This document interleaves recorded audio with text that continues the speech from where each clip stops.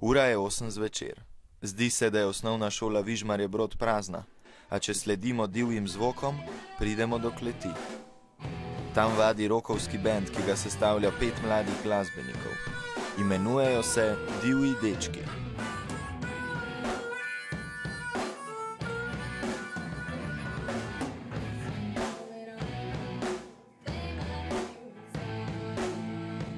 Ime zanje je izbral učitelj Miha, ki na šoli vodi malo šolo rock'n'rolla.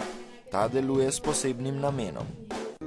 Itak vemo, rock'n'roll počasi izumira, če že ni izumrl, da bi otroci nekako spoznali tudi ta način igranja, da ni samo elektronska glasba, da se tudi prime dejansko fizične inštrumente in se jih lahko igra.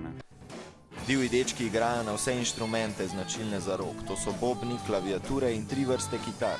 Akustična, električna ter bas kitara. Skupaj so že 5 let. Lani pa se jim je pridružil še ženski vokal.